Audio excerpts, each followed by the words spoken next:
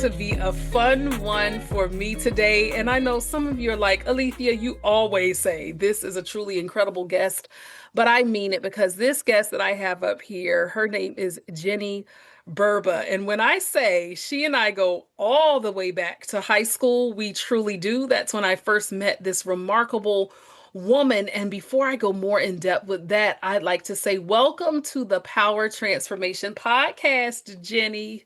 Thank you, Alethea. I'm so excited to be here. I'm excited to have you here. And y'all, she is also one of the founding members of my private community, the Resilient Leaders Alliance. We aren't talking about that here, but I want you to know she is an ideal fit based on her journey, based on who she is, what she's experienced in life, but also what she does now. And y'all, when I tell you, this woman has a truly amazing made for TV movie story of things that she's gone through so far in her life and has overcome. That is an understatement. But Jenny, before we get started, I always like to ask a fun, lighthearted icebreaker question for you. And so, Jenny, this is the question for you. Jenny, in terms of your favorite genre or type of movie that you like to watch, what category of movie do you like and why? I am a hopeless romantic. Oh, So I love a good rom-com because I love that comedy mixed in there too to kind of lighten the mood during the more difficult parts of the stories. mhm. But I love romance. Is there one movie in particular that comes to mind when you think about rom-com? Oh gosh, there's so many good ones. Mhm. I think uh, It's okay if not, yeah, I can't think of Mhm. one off the top of Yeah, my head right now. I'm trying to that's think because okay. That's lately okay. Jason's been wanting to watch action movies. Oh, really? And Jason is your wonderful husband, and we'll learn more about him later. But before we slide into the core of this, let me ask you this question, Jenny. If a person were to come up to you and ask you this, how would you respond? Who is Jenny Burba?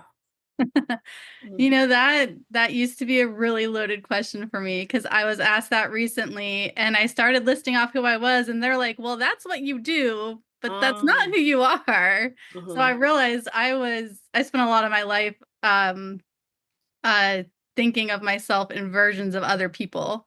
But so who am I? I am a strong, resilient woman who cares deeply for people. I am fun loving and very creative. Um, and that's who I am at my core. Uh, Creative. And what are some examples of that creativity? Are you creative in like story writing? Are you a storyteller? Are you does that look like to you in your world, creativity? So I've been creative since I was a young child in lots of different areas. I've always loved writing. Mm. I used to write little fiction stories based off of the little adventures that me and my siblings went on. Wow. I was in the school band and learned how to play piano and then arts and crafts, which is you see some of it behind me right here. Mm. But so almost every single art that's out there. Yeah. Wow, that's quite amazing. Now we're going to come back to the core of who you are soon, but if I were to ask you, or if you were to tell us what exactly you do in terms of work or employment or profession, how do you earn a living or attempt to do so? What would you say that you do in terms of a title or just in general? What do you do? I am a creative entrepreneur. I think that's the Oh, best way to sum it up. So I have been a business owner since about 2005 when I started my first business doing 18-inch doll clothes and matching outfits for my daughters. And then I'm also now a graphic designer doing social media posts, and I make digital designs for crafters. wow. Um, and on top of that, because of my life journey, I am I have a new program that help people work through their grief through their creativity. Wow. And we are going to talk about that later, but that's a lot of things you've been doing. And to know you are a seasoned entrepreneur, 20 years of entrepreneurship is no easy feat. And sometimes people can hear that and like say, oh, wow, that's such a glamorous life. Entrepreneurship has its highs and lows, ups and downs, ebbs and flows. That is for sure. But at the heart of who we are as entrepreneurs is that service and that giving. And that's what you've been doing for so many years, including in your own personal life. And audience, y'all, as I said earlier, Jenny and I have known each other since literally high school. We met as teenagers, and now we are both older women. We're not old, but we're older women that we look back on it now and just say, wow, we met back in the 90s. And to me, the 1990s seemed like it was 5 years ago, but Yes. that's not really how it was. I saw something on TV the other night, and this kid tells his mom, it was a picture of the actor Richard Gere, and he asked his mom, "Who's that?" And she told him, she said he was really popular in the 90s. Her kid has a nerve to say, I wasn't even born in the 90s. I'm like, whoa.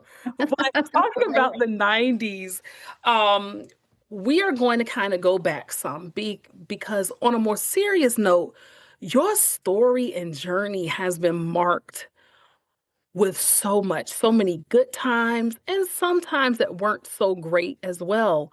So, Jenny, if we could just kind of go back to some of your early origins, tell us about your upbringing in terms of your childhood, your family life in terms of siblings, etc., and how your upbringing really helped to forge this path of faith and resilience in you. So, where do I start? I am the oldest of nine, so I have eight siblings younger than me. My dad was in the Navy, so as a Navy brat, he went to the Naval Academy, and then my parents got married right after he graduated and had me pretty much immediately after that. Um, so we moved around a lot. Like we were one of those military families that moved every 2 years. Wow.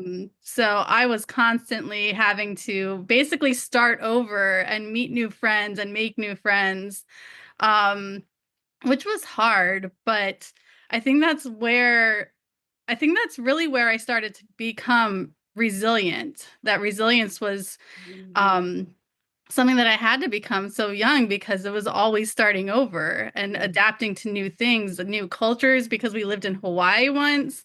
We've lived in California. We lived up in New York. Like we've been all over the United States. Never been out of the country like some others, Yeah. but still I'm sure you understand how California is completely different than Virginia. Exactly. So so that was a big part of it. Um And then, I mean, I don't think I need to go further into that part. Yeah, yeah, because that's a lot on you to be the youngest, no, the The oldest. oldest Yeah. of nine.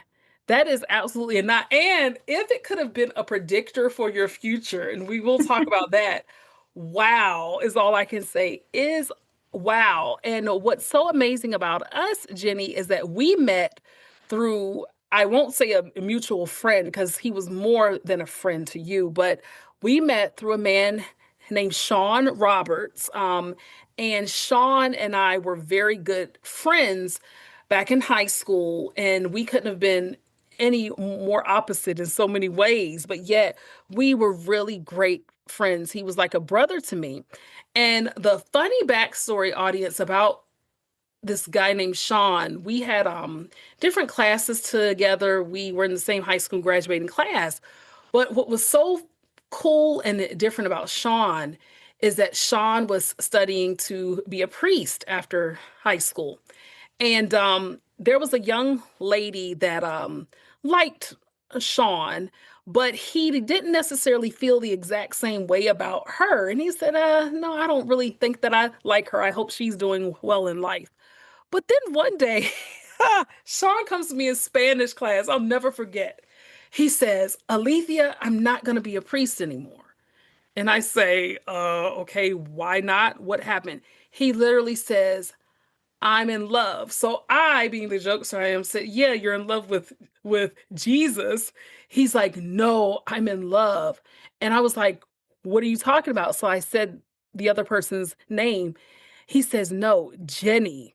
And I'm like, what in the world is a Jenny? And I'm like, hold up, I got to meet this girl that's changed his mind about the priesthood. So I say that to say you met a man, well, boy then, named Sean. And then, Jenny, your life starts to take an interesting turn. And I don't usually do this much talking in episodes, but I want to set the stage here, and you're going to be talking most of the time, of course. But this person was a key part of even who you are today and how you help other people navigate through life's challenges and how it's really formed your calling and your purpose. So take us to about how you met, but tell us about briefly your journey with Sean and how certain things happened that helped to get you to be who you are today. Okay, that that is good. That's a lot, and Hmm. to make it brief is Yeah. so. So before Sean, I went to Catholic school pretty much my whole life, starting in second grade. But I never like I learned the faith, but I didn't really like grasp it like I do now. I met Sean at youth group, and he started introducing the faith even more, teaching me more about it. Mm. Um, and so I started going to youth group more and really enjoyed it. And then he was different than most of the other boys that I had met before, you know. But as a teenager, you don't know how to control your emotions, you don't know how to control your desires. Um and we really did. I mean, we were in love with each other. Yeah. And so I ended up getting pregnant when I was 17. He Yeah, he was a senior, so I was a junior. Um and that was an interesting time. Yeah. Obviously, And our that's a parents. whole other Yes, podcast episode. exactly. Yeah. Uh-huh. So, Yeah. so that was an interesting time there, but we did end up getting married when we were 18. I had our son a week before my 18th birthday, and then 3 months later we got married in a Catholic church, like a full ceremony and everything. Mhm. Um, and then that's how we started our journey of marriage. We were Yeah. very young. It was a very difficult marriage. And and things got really hard, and that's also for another podcast episode. Of course. Yeah. Um, Hmm. but But the but I think a key point of mentioning here is that the reason why I set this stage with Sean, Jenny, is because your journey now is shaped in terms of what's being birthed in you, how you help to support people, and how you mentioned even early on about a program that you're creating that we are going to talk about is when I say you're such a multi-layered person. And when we had our pre-chat and our screening for this, we don't necessarily want to make this episode about the details of your marriage with Sean, but I do think it's very important because I said earlier his name is Sean Roberts and your name is Burba, and people are saying, okay, if she was married to him, things what happened? But I think it's really important to say, you being the oldest of nine, there was an irony that happened in your own life. Is that yes, you had a child at a young age, but how was your identity as a young woman shaped by your journey through not only being a wife, but also being a mom? So it was drastically changed. We started having more kids right away. Once we had our second child, I decided to stop going to college, and that my role at that time was to become a mother. And I became a stay-at-home mom. And we ended up having 10 living children together Y'all when all heard her was said and right. done. Yes, 10. Uh-huh. No twins, no nothing, all single pregnancies. But I will say so my identity at that point was being a mother and a wife and taking care of all of that. I started homeschooling them when our oldest started second grade because he Mm, had some special education challenges, and the place that we had moved into, the area we moved into, they didn't seem like they could give him what they needed. And my mom had started homeschooling my siblings, so I started to homeschool my kids to better serve his education. hmm. So that was my life: homeschool mom, wife. Sean was an educator, so I volunteered a lot at the school, brought the kids, and they all got involved with all that too. Um, but then, oh, and then I also started my first business in 2000. Exactly. Uh-huh. I was gonna Um, say that you're an entrepreneur, Jenny. yes, yes. Mhm. So obviously I had a lot of stuff going on. And then in 2014, it was my eighth pregnancy, and it was going really well, but then 19 weeks and 3 days, I started feeling things that weren't right and went to the hospital, and the baby no longer had a heartbeat. Mm. Um If and if I may ask, mhm. if it's not too forward, for those of us who may not have had the experience of pregnancy or things of having a premature child, when you said things just didn't feel right, what do you mean by that? How did you know something wasn't quite right? Well, usually with all, because he was pregnancy number 8. Hmm. So usually around 14, 15 weeks, I was starting to feel the baby move around, and I wasn't Oh, feeling much of that anymore. But oh, I then see. on that particular day, I was having cramps, Mm. and I called the doctor because the day before or whatever, I had some spotting. And then as the day went on, it started it started to feel like they weren't actually cramps, they were contractions because of the Oh, consistency of them. wow. That's what Okay. that's why I went to the emergency room. So you get to the emergency room, you're almost 20 weeks pregnant, which is really that almost at that halfway mark, just about. Yeah. And what happens next, Jenny? Well, a couple weeks before, we had found out that it was a boy, Mm, and I just had this really gut instinct that we needed to find a name for him right away. Just because, like, I can't explain it. I feel yeah. like it was probably mother's intuition. Um, so we named him Maximilian Isaac. Um, and then so then we're at the hospital, and like I was scared. I was really nervous. So I started praying, God, let the baby be okay. Help us get through this. Um, a lot of asking him for a miracle. But Mm, then there came a point after they had done the ultrasound and already told me what I already knew, that there was no heartbeat and they were getting ready to send me up to labor and delivery, mm, because they agreed that it felt like I was having contractions. mm. Um, but then all of a sudden, my prayer started to be, okay, God, whatever's your will, I accept it. And I felt like this wave of peace just come over me. And Amazing. I was calm, and then just went up to the room and waited for everything to happen naturally. Um, and that's what it was. But it was yeah, it was hard. Mm, I had friends that took care of the kids, so the kids didn't know what was going on until after we got home. And obviously they all mourned the loss of their brother. We did have his body, so we were able to have mm. a funeral ceremony, and he was buried in what they called Babyland, but now Yeah. Um, yeah. So he's buried elsewhere now.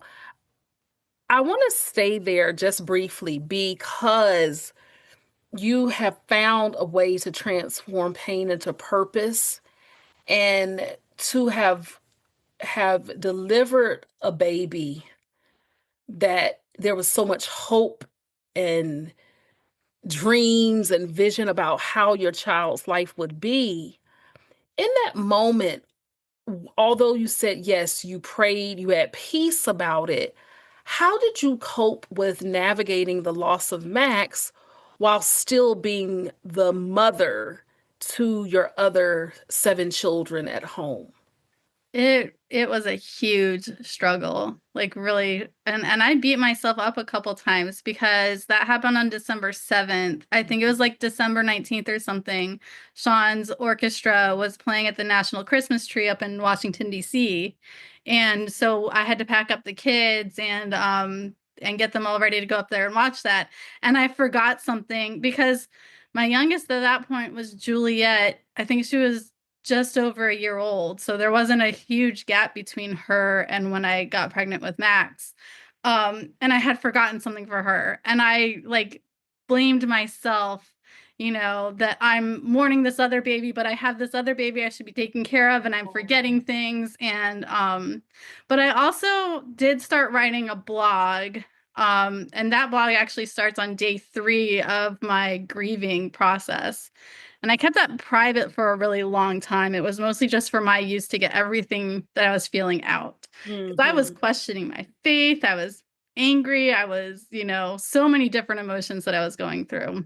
Yeah. I Um, can only imagine because it's one thing to navigate the loss of an adult that we may love, but to lose a baby and for you as a mom, someone that you nourished and carried and prayed over and loved, and you having such firm faith, and all of your prior pregnancies, for the most part, going well, that can definitely be challenging. And so you go through this grief with Max. Back then, did you have any idea that maybe you wanted to help other people navigate through something like this, or were you in a totally different headspace and time then?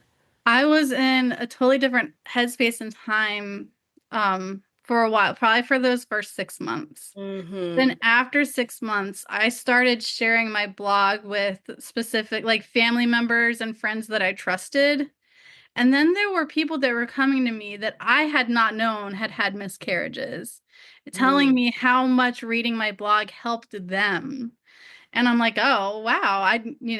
I'm like, I'm helping people by going through this. I'm like, well, that makes me feel really good because I want to help people. I'm a helper. Yeah. So, so I did start sharing, I think it was 6 months after that. So a year after losing Max, I decided to share my blog publicly with Mm-hmm. people. And then got even more, you know, thankful gratitude messages for sharing it and being open about it. Because at that time it still was sort of a taboo topic. But it's really 1 in 4 women that suffer miscarriages.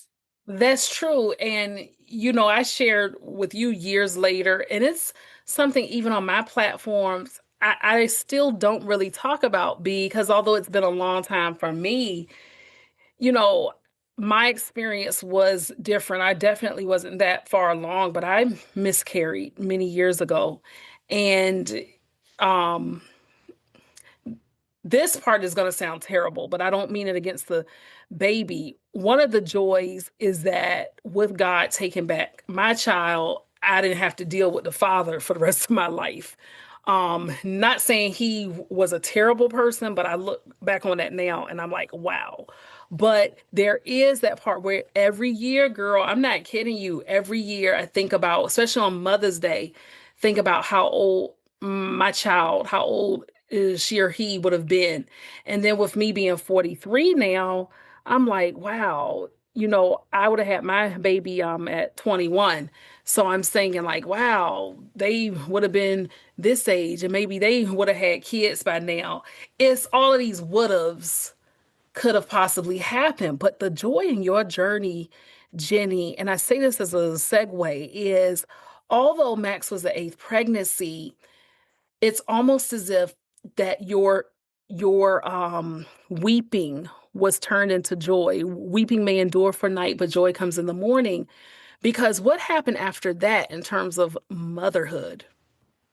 Well, first I want to say that I did have rainbow babies. I had three more babies after that. But I also want to say that going through that journey actually brought Sean and I closer together and repaired some of the brokenness that had occurred in our marriage, having been so young and going through some of the difficulties that we had.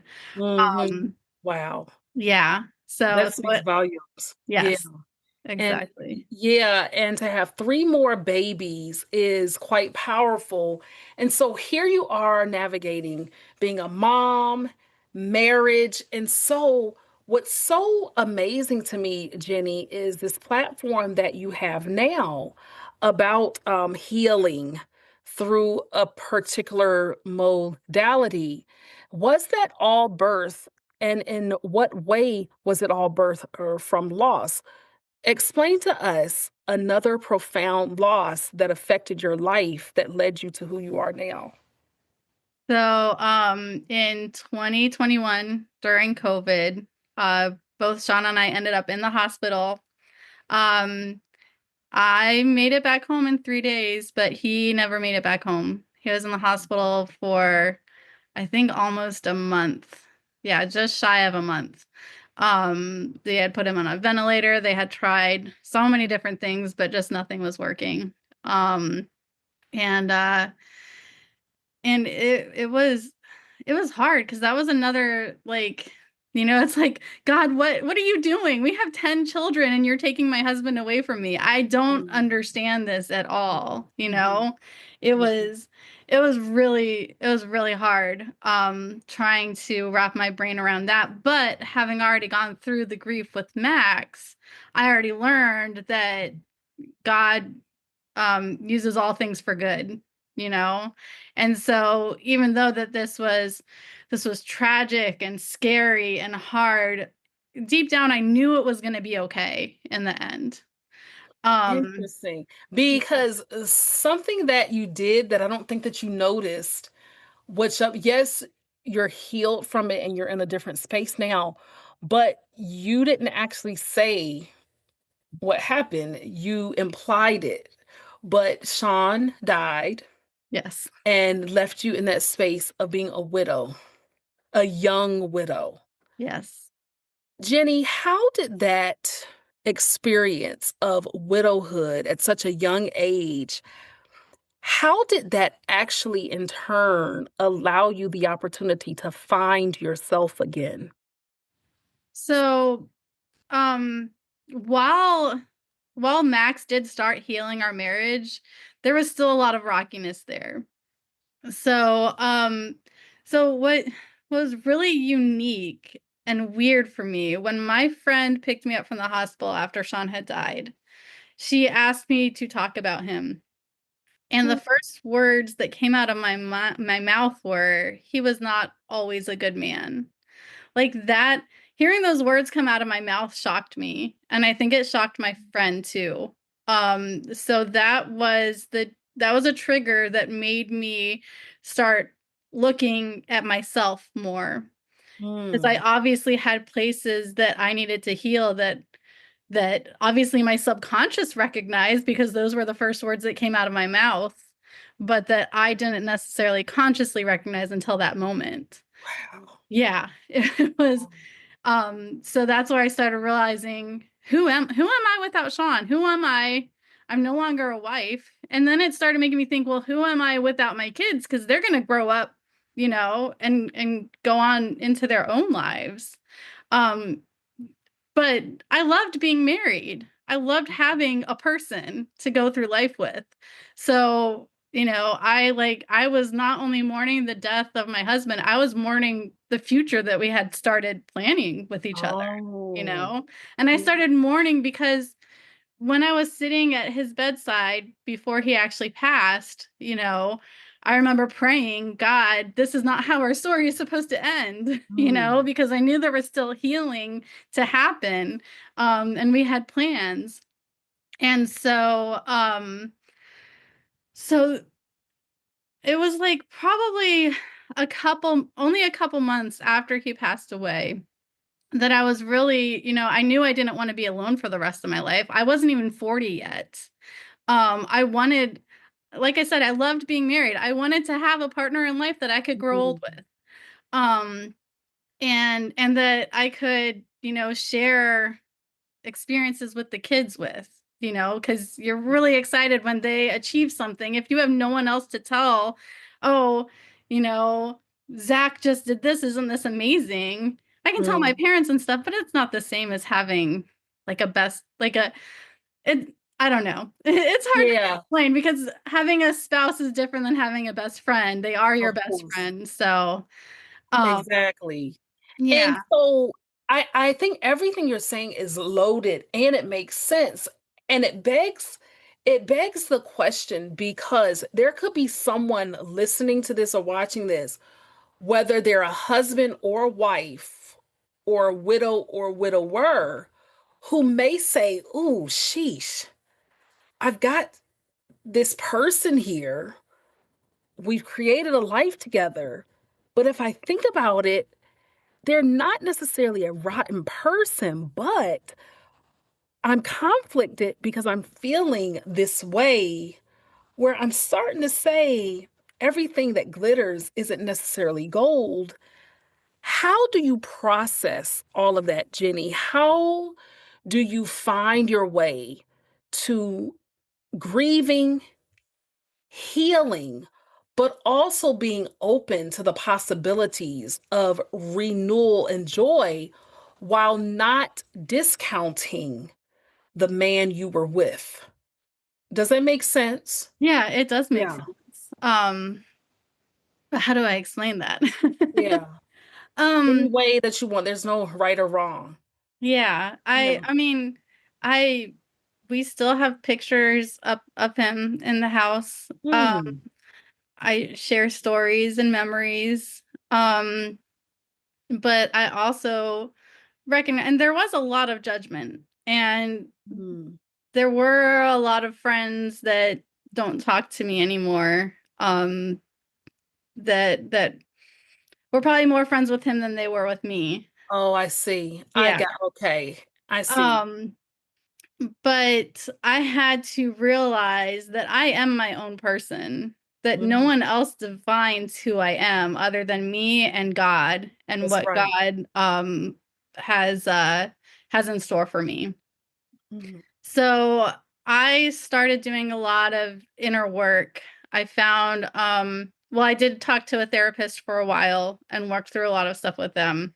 And then I also had this workbook about learning how to be comfortable in your own skin. Like Mm. one of the things that I did that was really, really scary for me was taking myself out on a date by myself, going out to dinner, just me. Isn't that a different feeling, girl? Yes. Yeah, I did that in the past before. Yeah. Yeah, it was weird because then I realized, well, that part of it was I was worried about what everyone else thinks about me, you know? Oh, yeah. So I needed to get over that and realize it doesn't matter what everybody else thinks about me. I need to love me for me, and the people that love me are going to love me no matter what. And the people that don't love me, why does that matter? You know? Mhm. I think there's a quote. I can't, it's on the tip of my tongue. It's those who matter don't mind, and those who, oh my gosh, I can't think of it. That's okay. Yeah. Yeah, that's okay because I get your point, and I think that the audience will too. Because as you're sharing this, I'm thinking about the fact that you're still, and if not all of your kids, I know that some of your kids will listen to this, and I'm thinking of you that yes, we've known each other since we were girls, but you have this role as mom to your kids, but something that I'm seeing as an adult caregiver for my parents who are older is mom and dad are the titles, but even they in their 70s are still doing the best they can to navigate their own lives. Yes. And so it's a role that you're carrying, but I think sometimes what us as kids, whether we're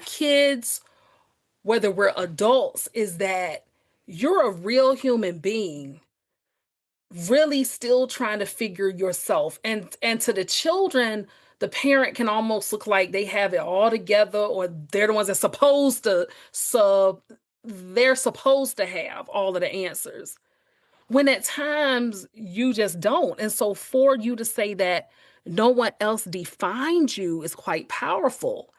And that also came in the form of love reawakening when you weren't even necessarily seeking it actively. Tell us about that, Jenny.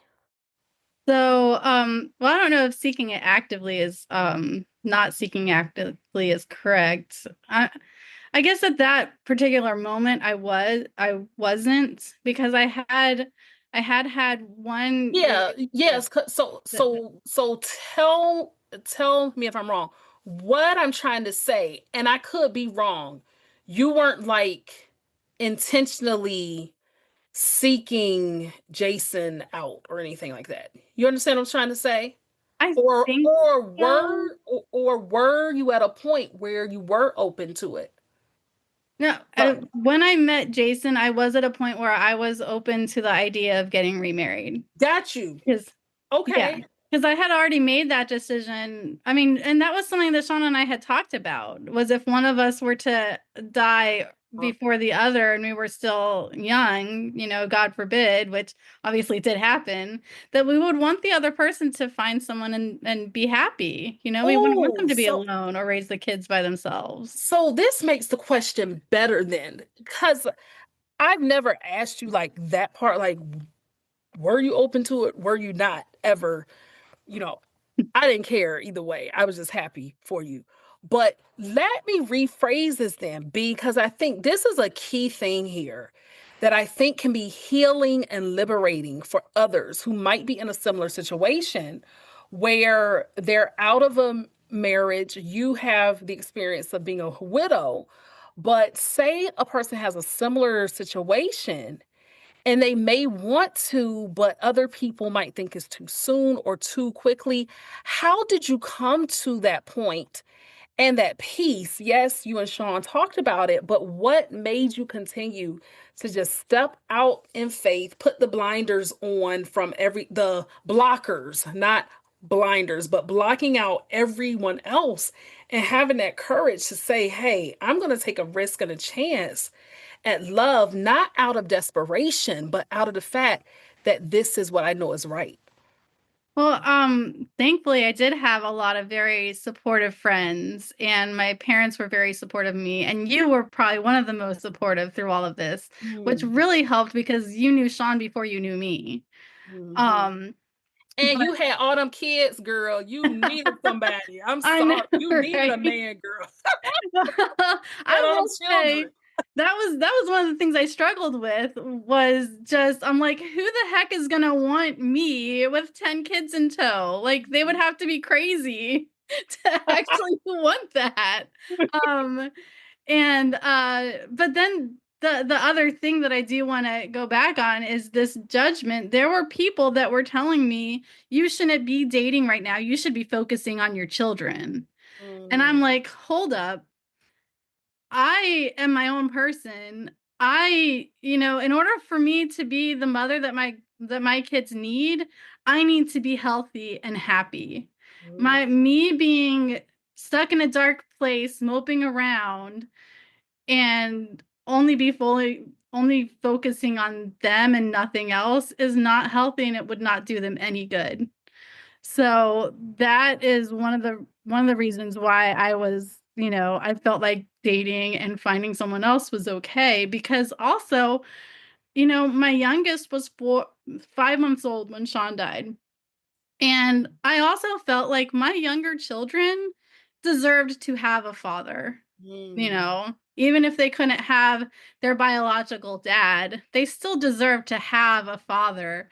A If, good father. yes, a Yeah. good father, if I could Mhm. find the right person. Yup.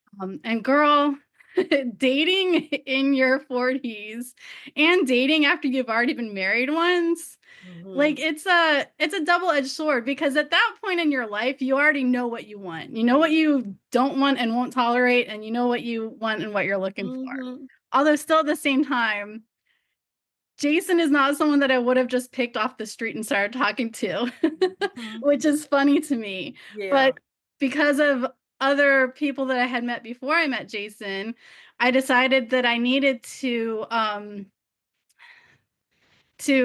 open up my idea of who might the right person be for me. Yeah. And so we did meet on a dating app. It was like the fourth or fifth dating app that I decided to try out. Uh-huh. Um, but and we started texting back and forth with each other on the evening of mine and Sean's wedding anniversary, which also is another cool, Interesting. yeah, it's just so it Wow. almost felt like he and God kind of had a hand in putting Jason and I together. Mhm. Because I'll also say he was also on the higher level age-wise that I was comfortable with. Because I mean, I knew that if I dated someone older than me, that was pretty much setting myself up to become a widow again, you know, Mhm. sometime in the future. But obviously, I mean, Sean died It's when he was not like 40. We could, Jason's. Wait a minute. no, Jenny, he's you not, got to step in for my brother Jason here. It's not like he's 70 years old. no, no, no. He's not. He's only seven Sorry, years older Jason. than me. Huh? He's But only 7 years older than me. that's what I'm saying. But Jason, I'm sitting here stepping in for you, brother, because I'm like, gosh, Jenny, you act like he's old. He's not. no, no, I was just saying that, I didn't want to go over a certain I age. got you. I'm teasing. See, y'all, look, this is what you do when you have a friend on the podcast. You just sit there like, it's like, I can set myself like, geez, Jenny, he's not like 27 years older. No, seriously. But that is a beautiful thing that you found love again, you had a beautiful wedding. But what is so impressive is that your heart just didn't stop there in terms of the giving aspect, is that something kept calling you back to helping other people, women specifically in your situation, through something that you coined as creative resilience, healing your heart through art. Talk to us about that mission and what you do and who you serve for that. So, ever since I lost Max, I was feeling a little bit of a draw to start sharing my story because I had had such a hard, beginning of my marriage and being a teen mom and all those challenges, and then all of the kids that I had while also being an entrepreneur. And I was part of a direct sales company just a couple months after I lost Max, and they all started getting interested in my story and wanted me to share it there.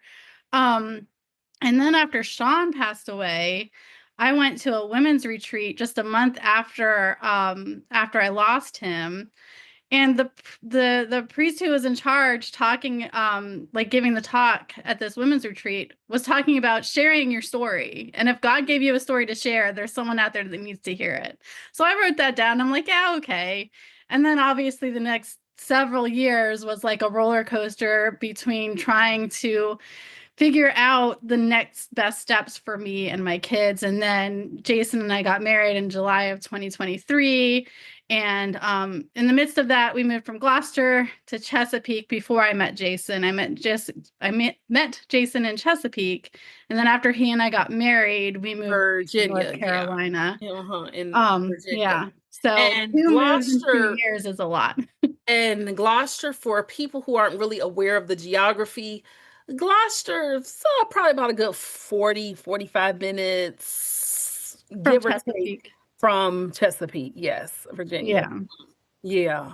Yeah. Yeah. So there was a lot there, but then in more recent like now that things have settled down, we've been in North Carolina almost 2 years at this point. Um, the calling and the pull to share my story with even more people and to help people has become more apparent. um I guess out of the fact that I've had more friends and more people coming to me asking me, how did you get through this? How did Yep. you do this? So it's like at this point God is yelling at me, look at these people that you're inspiring. This is where I want you to go.